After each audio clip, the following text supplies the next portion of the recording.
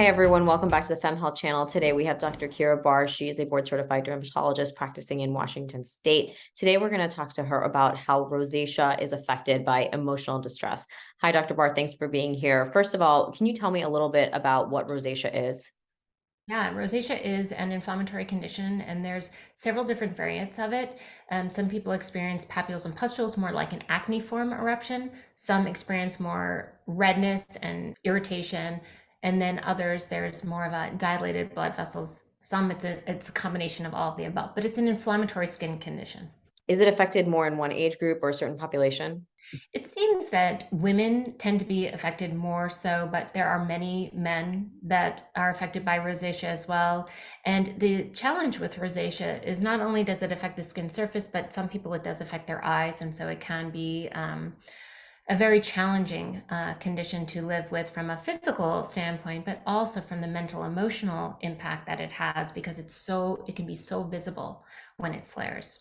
Does it tend to be painful as well? Some people do share that there's itching, there's burning, there's irritation and discomfort. Yes. So talk to me a little bit about how emotional distress, stress in general can affect patients who have rosacea. Yeah, I think just in general, there's so much literature and research we know. The mind and skin are intimately connected. They're derived from the same layer of embryologic tissue. They're communicating with each other all the time. So it's no surprise that what shows up on our skin can affect our mood, and our mood can affect what shows up on our skin. And there are so many individuals, women in particular, who said that their condition has caused embarrassment and emotional distress, low self-esteem, causing them to avoid social situations, really having an impact on their quality of life. And all of these factors can also contribute to anxiety and depression. In fact, there was a recent study, I think it was done by the Rosacea Society, in fact.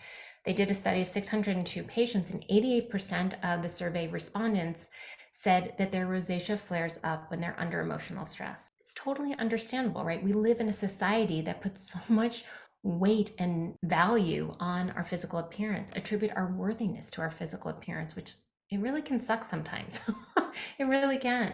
Do you find that some rosacea patients are also being concurrently treated for anxiety or stress, and it kind of becomes this vicious cycle at all where the rosacea is actually causing the anxiety and then the anxiety is causing the rosacea?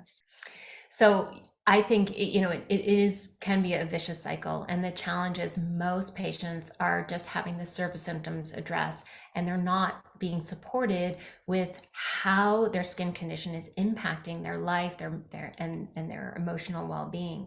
We know that stress in all its forms increases our primary stress hormone cortisol. And cortisol directly impacts our skin. It increases sebum production, which contributes to those papules and pustules. It also increases inflammation, activation of that sympathetic nervous system that triggers those blood vessels to react, causing the redness, the flushing, the vasodilation, causes skin barrier breakdown. And we also know that the stress response decreases gut motility, right? Because our body is not prioritizing eating when we're stressed. And we know that decreased gut motility can contribute to dysbiosis. And there is a strong correlation between the gut and the skin, right? That gut skin axis. So, for those reasons, we know that when we're stressed, it's going to have a direct impact on the skin for all of those reasons. So, then you see the result, the flushing, the pustules, that creates stress. And it just goes round and round. And then there's fear and anxiety and worry, like, what am I going to do? How am I going to get out of my house? And it's awful. So what do we do about it? Number one, this is a both and situation.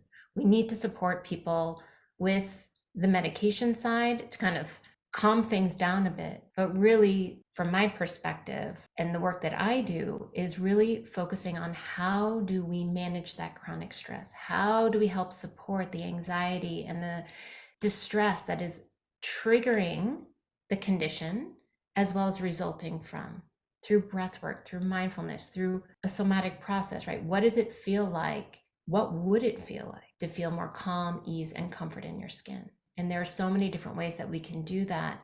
And I can tell you, when we do that work, it's a game changer. I work primarily with women, but they have said, I have never felt so calm, even if their skin isn't completely clear. They are learning how to live with a chronic skin condition, right? They're learning to feel more comfort and confidence in themselves, regardless of what society is telling them how they should act and look. Because here's the thing, what's showing up on your skin, even though society would have us believe that it needs to be camouflaged or covered up or somehow you're broken, it's actually an invitation. It's an invitation. What's showing up on your skin is an invitation to get really curious about what's happening beneath the surface. It invites us to take control of the things that we can control.